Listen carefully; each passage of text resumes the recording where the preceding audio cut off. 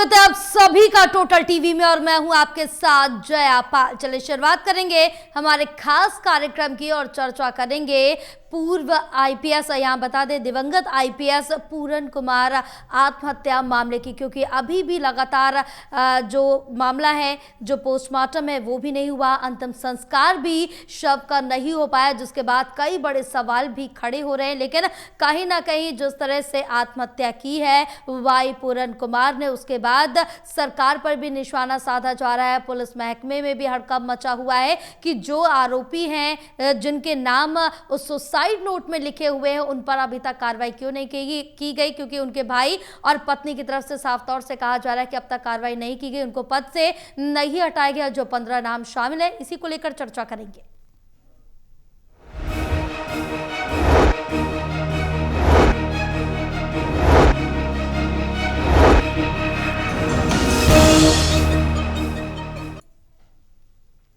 तो इसी पर चर्चा करेंगे। हमारे साथ खास मेहमान भी जुड़ चुके हैं, तारुफ करा देते हैं। वरिष्ठ पत्रकार वीरेंद्र सोनी जी हमारे साथ जुड़े हैं, एसोसिएट एडिटर हमारे साथ जुड़े हैं doctor Mahesh Kumar, associate editor Devendra Kathuria हमारे साथ जुड़े हैं। आप तीनों का बहुत स्वागत है। हमारे खास कार्यक्रम में चर्चा करेंगे, लेकिन उससे पहले दिखाएंगे एक रिपोर्ट।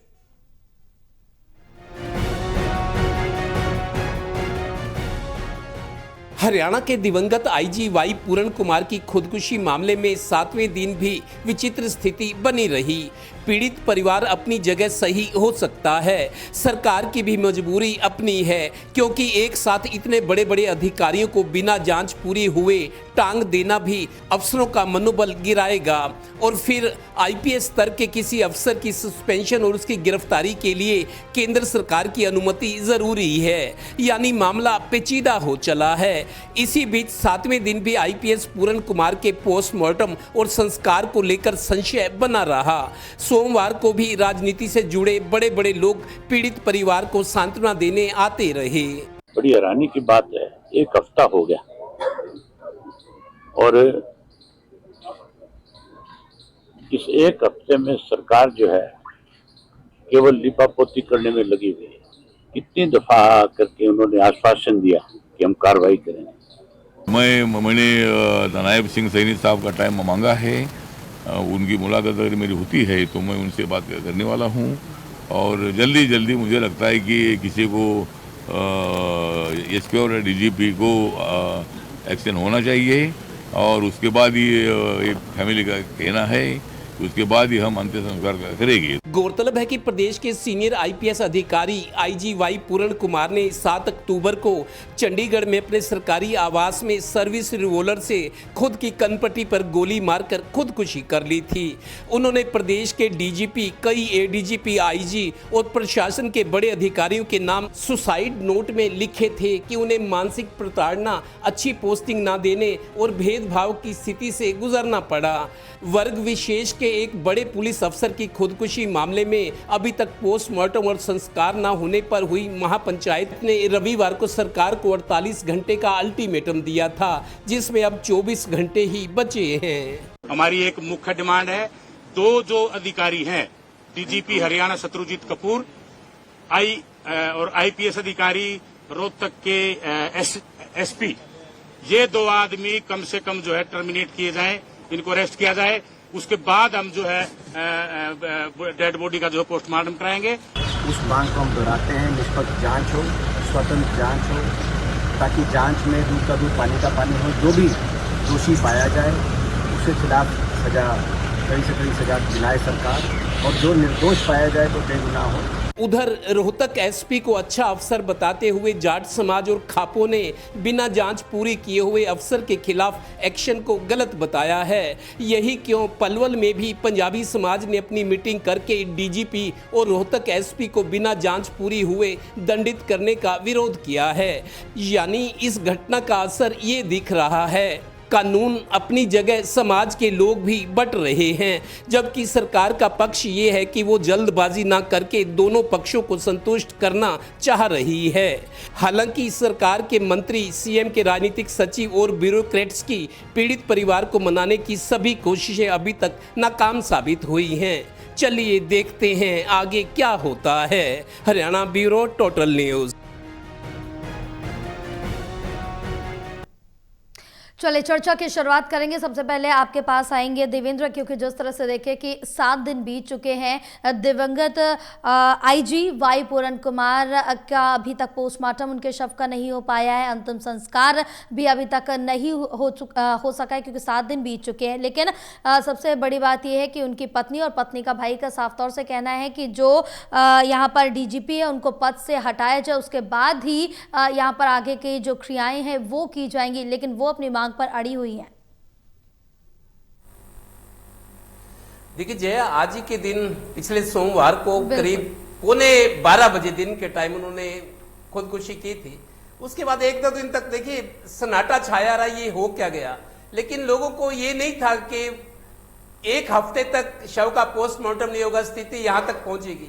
लिहाजा आज भी कई बड़े बड़े लोग, आपको बता दूं तेलंगाना के डिप्टी सीएम आज पीड़ित परिवार को मिले हैं। दरअसल जो दिवंगत आईजी थे ये आंध्र प्रदेश के रहने वाले थे और आंध्र प्रदेश से तेलंगाना अलग स्टेट बना है। इस नाते तेलंगाना के डिप्टी सीएम आज आए थे सांत्वना देने, और दिवंगत आईजी की पत्नी को कह गए कि मुख्यमंत्री भी शायद जल्द आएंगे तेलंगाना के। और उसके अलावा रवनीत सिंह बिट्टू जो पंजाब के नेता हैं लेकिन केंद्र में राज्य मंत्री हैं, बीजेपी में आए थे चुनाव के टाइम, वो आज आए हैं। उन्होंने एक ऐसा बयान दिया है, अगर इसमें सच्चाई है तो लगता है ये स्थिति जल्दी संभल सकती है। रवनीत सिंह बिट्टू ने मीडिया को, वो भी पीड़ित परिवार से मिले, सांत्वना दी, लेकिन उन्होंने मीडिया को कहा कि मेरी मुख्यमंत्री नायब सिंह सैनी से बात हुई है। उन्होंने कहा है कि आज सरकार कुछ बड़ा फैसला लेने वाली है, आज रात से पहले। रवनीत सिंह बिट्टू ने यह मीडिया को बताया कि मुख्यमंत्री से बातचीत में उन्होंने कहा कि आज सरकार कुछ बड़ा करने वाली है। चलिए उम्मीद करते हैं, शाम तो हो गई, रात भी हो जाएगी। इसके अलावा रामदास अठावले, वो भी इसी समाज से आते हैं, वो भी केंद्र में मंत्री हैं, सामाजिक न्याय अधिकारिता मंत्री हैं, जैसे हरियाणा में कृष्ण बेदी है। उनका ये कहना था कि ये दुखद घटना है, न्याय होना चाहिए। और उनका भी मैंने भी नायब सिंह सैनी से, मुख्यमंत्री से मिलने का समय मांगा है और उम्मीद करते हैं पीड़ित परिवार को न्याय मिलेगा। स्थिति आज यह है कि 7 दिन हो गए, आज 7वां दिन है और अब तो रात हो गई। पोस्टमार्टम संस्कार का आज भी मतलब नहीं बनता। पोस्टमार्टम के लिए उनकी पत्नी राजी नहीं हो रही। वो इस बात पे भी गुस्सा कर रहे हैं कि 2 दिन पहले सिविल हॉस्पिटल में डेड बॉडी रखी गई थी, पोस्टमार्टम का इंतजार किया रहा था, पीड़ित परिवार को, उनकी पत्नी को मनाया जा रहा था, लेकिन चंडीगढ़ पुलिस ने पोस्टमार्टम के इरादे से उनको लगा कि बात बन जाएगी तो उन्होंने पीजीआई चंडीगढ़ में शिफ्ट कर दी डेड बॉडी को। इस बात से और गुस्सा आ गए उनकी पत्नी भी, परिवार के लोग, उनके भाई जो है पत्नी के, कि हमारे बताया नहीं, विश्वास में नहीं लिया गया, सब अपनी मनमर्जी से, हमारी मांग मानना तो दूर, मनमर्जी की जा रही है। इससे और गुस्सा आ गए। और कल जो महापंचायत हुआ उसमें 48 घंटे का टाइम दिया गया था, उस 48 घंटे में भी मेरे को लगता है अब तो 20 घंटे से भी कम रह गए। कल दोपहर को 48 घंटे खत्म हो जाएंगे। लिहाजा स्थिति ऐसी बनी हुई, अब कोई नहीं कह सकता क्या होगा। लेकिन जो आज मुख्यमंत्री के हवाले से जो बात केंद्रीय मंत्री ने कही है कि आज रात तक सरकार कुछ बड़ा करने वाली है, अगर बड़ा हो जाते तो मेरे को लगता है ये मामला डिफ्यूज हो जाएगा।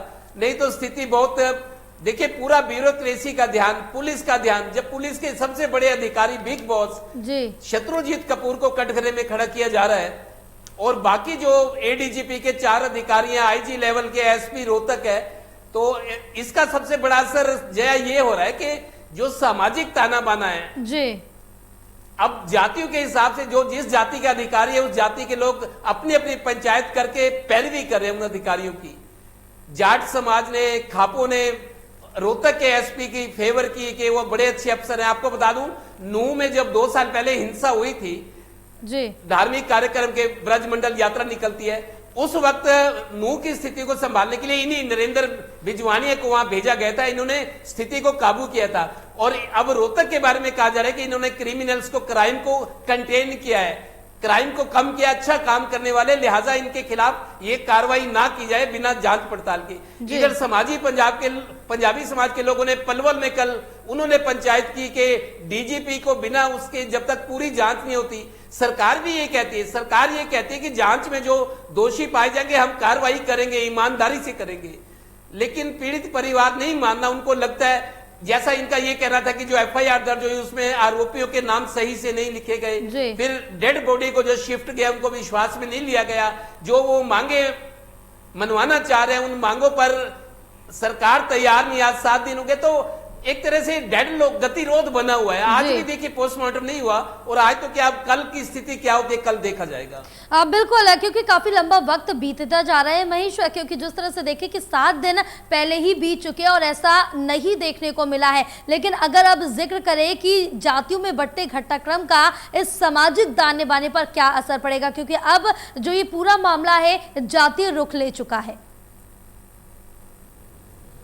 देखिए, साफ तौर से नजर आ रहा था जब मृतक एडीजीपी वाई पूर्ण कुमार के चित्र के सामने, जहां पर माल्यार्पण किया जा रहा था, पुष्प अर्पित किए जा रहे थे उनके चित्र को, उसके साथ में ही बाबा साहेब भीमराव अंबेडकर का चित्र नजर आया था। उसी वक्त ये लगने लगा था कि अब ये जो पूरा मामला है ये जातिगत दिशा में जा सकता है, और यही देखने को मिल रहा है। अभी एक तरीके से IAS और IPS भी 2 गुटों में बढ़ते हुए नजर आ रहे हैं। अनुसूचित जाति से संबंध रखने वाले IAS और IPS एक तरीके से सामने खड़े नजर आ रहे हैं, और हालांकि खुलकर किसी का बयान सामने नहीं आया, लेकिन इस तरह की रिपोर्ट सामने आ रही है कि यहाँ पर व्हाट्सएप ग्रुप्स बना लिए गए हैं, और एक तरीके से पी अमनीत कुमार को हर तरफ से सहायता देने की कोशिश इन IPS और IAS अधिकारियों की तरफ से की जा रही है। जहां तक सरकार की बात है, पीड़ित परिवार को यह लगता है कि अगर अंतिम संस्कार से पहले किसी तरह की कार्रवाई वो करवा पाए तो वही संभव हो पाएगा। उसके बाद अगर अंतिम संस्कार के बाद अगर किसी तरह की मांग इस परिवार की तरफ से रखी जाएगी तो शायद उसे अनदेखा किया जा सकता है। परिवार का मुख्य तौर पर यह मानना है, और यही वजह है कि यहाँ पर अंतिम संस्कार के लिए परिवार राजी नहीं, और परिवार को यह भी लग रहा है कि अगर इतने दबाव बनाने के बाद भी जो दोषी अफसर हैं, जिन आरोपी बनाया गया है परिवार की तरफ से सुसाइड नोट के आधार पर, उनके खिलाफ अगर कोई कार्रवाई देखने को नहीं मिल रही है तो फिर ट्रांसफर को वो कार्रवाई नहीं मानते हैं, क्योंकि खुद भी IAS और IPS परिवार से वो संबंध रखते हैं। तो ऐसे में मृतक ADGP की धर्मपत्नी खुद सीनियर IAS है हरियाणा में, तो ऐसे में यहाँ उन्हें लगता है कि ट्रांसफर कोई सजा नहीं हो सकती है, या 10 दिनों की छुट्टी पर भेज देना कोई सजा नहीं होता है। तो ऐसे में अगर उनके पति की मौत के लिए कोई जिम्मेदार है, आत्महत्या के लिए अगर कोई जिम्मेदार है, तो उन्हें सजा मिलनी चाहिए, और वो सजा तभी मिल पाएगी अगर समय रहती, यानी अंतिम संस्कार से पहले अगर कोई कार्रवाई ये परिवार दोषी आरोपी अफसरों के खिलाफ करवा पाया, तो ही यह संभव है कि कोई कार्रवाई हो, वरना इतनी बड़ी तादाद में और इतने सीनियर IAS और IPS अफसरों के खिलाफ कार्रवाई किसी भी सरकार के लिए आसान नहीं है। बिल्कुल है, क्योंकि वक्त बीतता जा रहा है। अब तक कोई भी जो ठोस कार्रवाई होनी चाहिए थी वो अब तक नहीं हुई, क्योंकि उन 15 लोगों के नाम सुसाइड नोट में मेंशन थे। विनीत जी, क्योंकि लंबा वक्त बीत रहा है, अभी तक उन 15 लोगों पर जो कार्रवाई होनी चाहिए थी अभी तक नहीं हुई। लेकिन अब हरियाणा में IPS सुसाइड के बाद राज्य की सियासत में उबाल भी साफ तौर से देखने को मिल रहा है, क्योंकि कहीं ना कहीं अगर विपक्ष की बात करें तो वो सरकार को, पुलिस प्रशासन को घेरता हुआ नजर आ रहा है। देखिए, इस पर राजनीति तो हो रही है। बिल्कुल। जब भाई पूर्ण कुमार अपने उत्पीड़न के खिलाफ पत्र लिख रहे थे, शिकायत कर रहे थे, तब तो कोई उनके साथ खड़ा नहीं था। तब तो ना कोई राजनेता आया, ना कोई संगठन आया, ना कोई IPS उनके साथ आया। सबको पता था कि उनका उत्पीड़न हो रहा है। कोई वो पहले लगातार शिकायतें कर रहे थे, एक दिन का तो घटनाक्रम है नहीं, वो काफी समय से जूझ रहे थे, तब तो उनके साथ कोई खड़ा नहीं हुआ।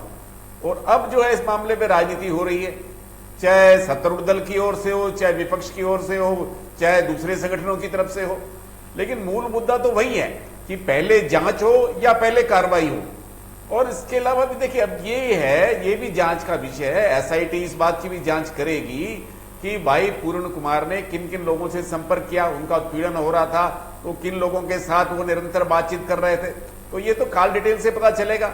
और देखिए, जब उनका सुनारिया ट्रांसफर हो गया जी, और पहले तो वो IG रोहतक थे, और IG रोहतक के बाद उनका सुनारिया ट्रांसफर कैसे किया गया, उस शिकायत के आधार पर किया गया, कौन कौन लोग उसमें शामिल थे, और वहां ज्वाइनिंग से पहले ही उन्होंने ये आत्मघाती कदम क्यों उठाया, किन किन लोगों से उनकी चर्चा हुई, बातचीत हुई टेलीफोन पर, तो कई विषय हैं। और देखिए, 1 सप्ताह तक अगर पोस्टमार्टम नहीं होता तो जांच प्रभावित होती है, जो रिजल्ट आने होते हैं पोस्टमार्टम के वो प्रभावित होते हैं।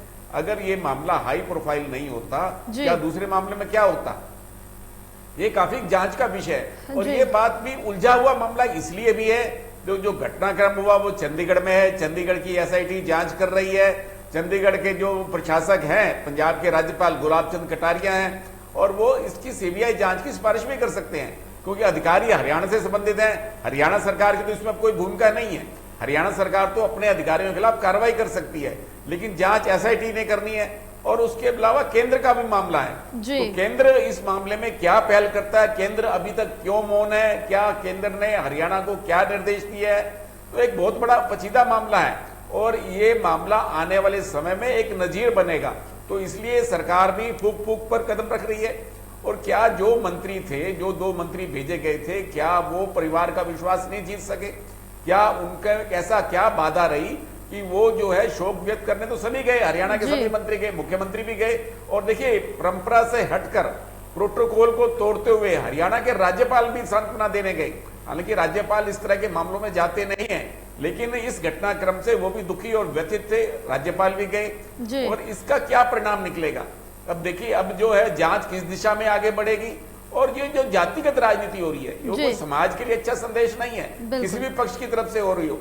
और कुछ लोग इसमें अति सक्रियता दिखा रहे हैं, कोई परिवार की ओर से उनको नहीं कहा गया, कुछ लोग अपने आप ही आ रहे हैं और ये जातिगत जो विद्वेष फैलेगा उसका कितना प्रभाव पड़ेगा।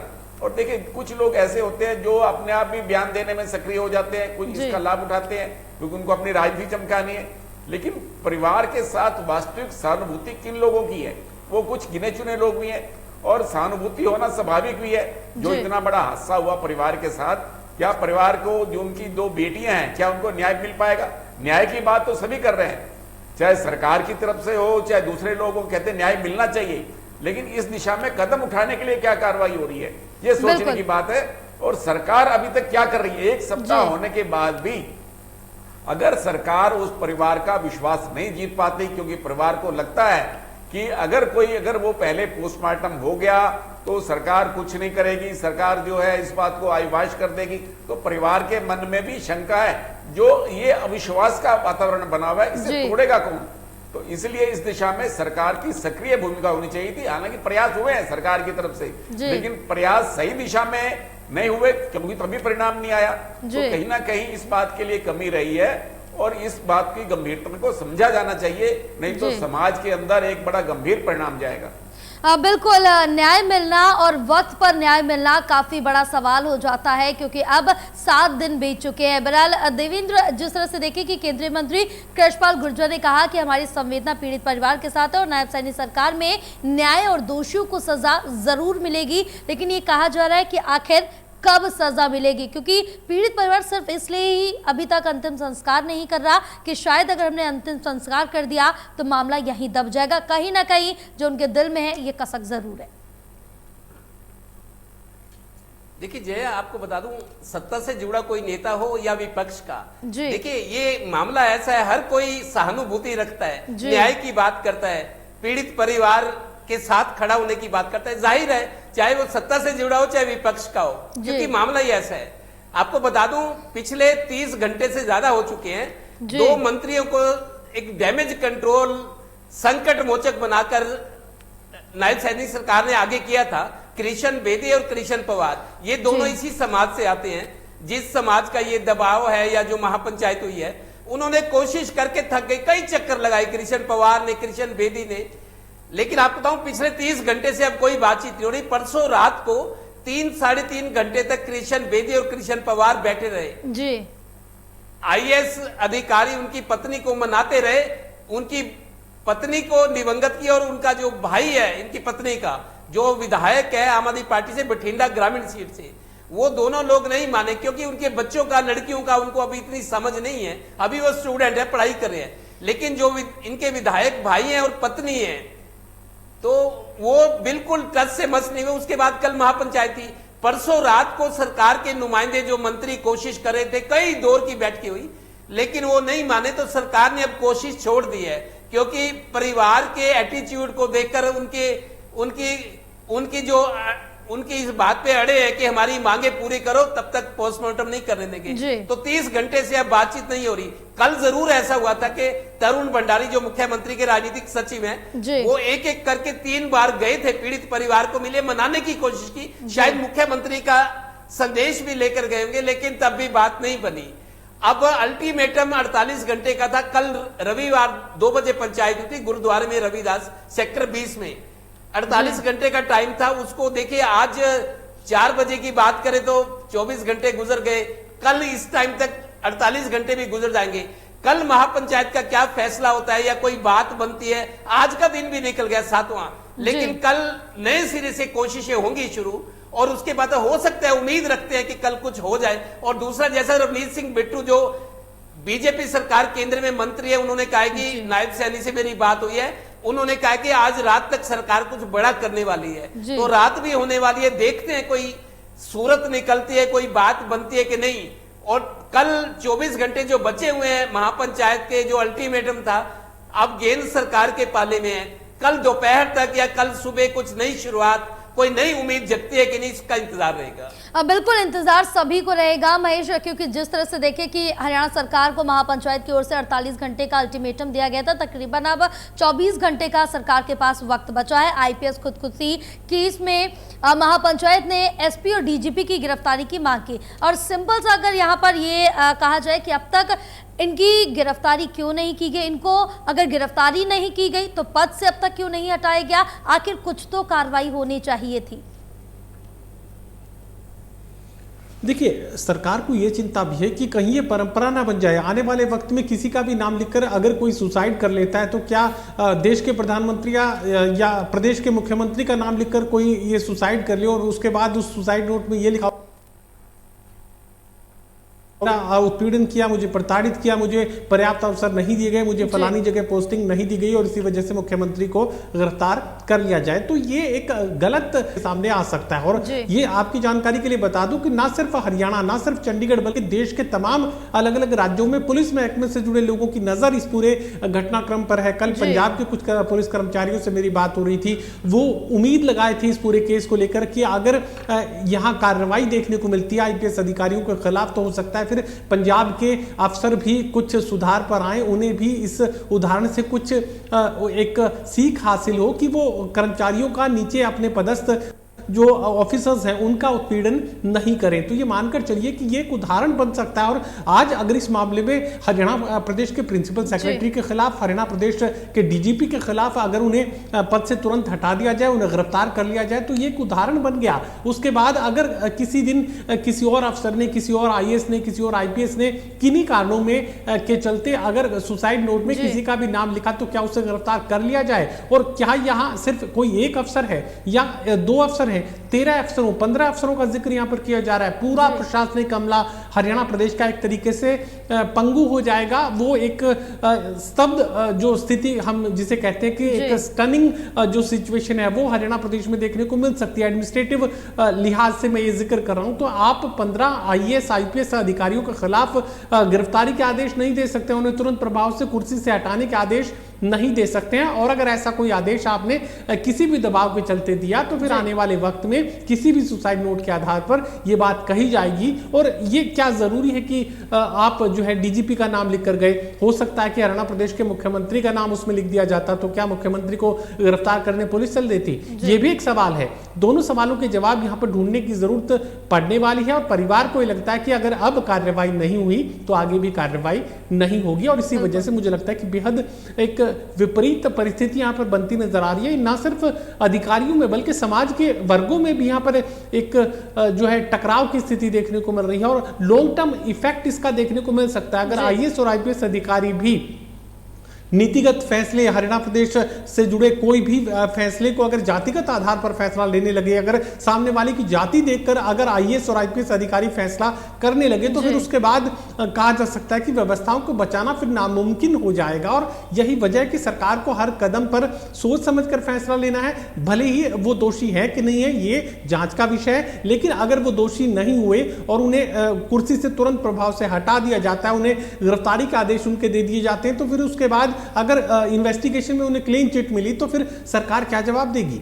ये आगे अफसरों के लिए एक गलत उदाहरण भी सेट हो सकता है। तो ऐसे में यहाँ एक तरफ कुआं दूसरी तरफ खाई की स्थिति जो है भारतीय जनता पार्टी के लिए इस वक्त बनी हुई है। और मुझे लगता है कि हरियाणा प्रदेश में सरकार की जहां तक बात की जाए तो टकराव की जो स्थिति है आईएएस और आईपीएस अधिकारियों की, एससी अनुसूचित जाति से संबंध रखने वाले आईएएस और आईपीएस अधिकारी एक तरफ खड़े नजर आएंगे और दूसरी जातियों से संबंध रखने वाले सामने टकराव की स्थिति में नजर आएंगे। इस स्थिति को तो सरकार को टालना ही है, लेकिन मुझे लगता है कि भारतीय जनता पार्टी की जो सबसे बड़ी चिंता इस पूरे घटनाक्रम को लेकर है वो बिहार चुनाव को लेकर भी है। उन्हें लगता है कि अगर इस पूरे घटनाक्रम का बिहार चुनाव असर पड़ा तो फिर अनुसूचित जाति के जो वोट हैं वो भारतीय जनता पार्टी से छिटक सकते हैं। ये चिंता भारतीय जनता पार्टी को इस वक्त सबसे ज्यादा बड़ी नजर आ रही है और ऐसे में बड़ा सोच समझकर फैसला लेने की जरूरत भारतीय जनता पार्टी के रणनीतिकार, खुद सरकार, नायब सिंह सैनी महसूस कर रहे हैं कि जल्दबाजी में कोई ऐसा फैसला नहीं लिया जाए जिसके दुष्परिणाम भारतीय जनता पार्टी को, हरियाणा प्रदेश की सरकार को या फिर हरियाणा में समाज के अलग अलग वर्गों को फिर झेलने पड़े। बिल्कुल, कहीं ना कहीं बीजेपी पूरी तरह से जो तालमेल है, जो संतुलन है वो बनाए रखने की कोशिश करती हुई इस मामले पर नजर आ रही है। बहरहाल विनीत जी, एक आखिरी सवाल आपसे, क्योंकि अब इंसाफ की मांग को लेकर जो अन्य जातियां हैं वो भी महापंचायत के लोगों के साथ उन अधिकारियों को उनकी जाति के होते दिख रहे हैं, क्योंकि यहाँ पर एक साथ चाहे वो किसी भी जाति के हो और वो महापंचायत के साथ खड़े हुए भी नजर आ रहे हैं और इंसाफ की मांग कर रही हैं। देखिए, अब ये गतिरोध कैसे टूटेगा, समाप्त कैसे होगा? देखिए, सरकार ये नहीं चाहेगी कि उसको इसका ये प्रभाव हो जाए कि सरकार ने जो है समर्पण कर दिया है, और परिवार को लगना चाहिए कि उनके साथ न्याय हुआ है। परिवार जो है 2 अधिकारियों के खिलाफ, डीजीपी और एसपी के खिलाफ कार्रवाई चाहता है। देखिए, वो जो तबादला है, तबादले को वो रूटीन प्रक्रिया मानते हैं, तबादला कोई सजा नहीं है। हालांकि कृष्ण बेदी कह रहे हैं कि हमने तबादला कर दिया एसपी का और उसको ऑन रोड है, अभी मतलब कोई पोस्टिंग नहीं दी गई, लेकिन परिवार इस बात से संतुष्ट नहीं है। अब परिवार को कौन समझाएगा किस ढंग से परिवार का विश्वास हासिल करना है? ये सरकार की जिम्मेदारी है। परिवार को लगना चाहिए कि उनके साथ न्याय होगा, और सरकार को भी अपने स्तर पर परिवार के साथ साथ समाज में भी संदेश देना है, क्योंकि देखिए, अगर समाज में ये जातीय वैमनस्य फैलेगा तो इसके बड़े दूरगामी परिणाम होंगे। तो इसलिए इस पहल को सरकार ने अपने स्तर पर करनी है। अब यह मामला केंद्र के अधीन है। हरियाणा सरकार तो अपने स्तर पर जो प्रयास करना चाहती थी कर चुकी, अब केंद्र किस दिशा में क्या कदम उठाता है, सबकी निगाहें इस ओर है। बिल्कुल, सभी की निगाहें टिकी हुई है, लेकिन आगे फैसला क्या कुछ होगा ये तो देखने वाली बात होगी। तमाम जानकारी साझा करने के लिए, चर्चा करने के लिए बहुत शुक्रिया आप सभी का। जिस तरह से देखें कि अब इस पूरे मामले को लेकर जो पूरा मामला है एक जातीय एंगल लेते हुए नजर आ रहा। आगे देखना होगा कि किस तरह की कार्रवाई होती है, क्या जिनके नाम है वो सच में आरोपी हैं या फिर नहीं। इस पर लगातार जांच जारी है, कार्रवाई हो रही है। रुकेंगे एक छोटे से ब्रेक के लिए, ब्रेक के बाद जल्द हाजिर होंगे।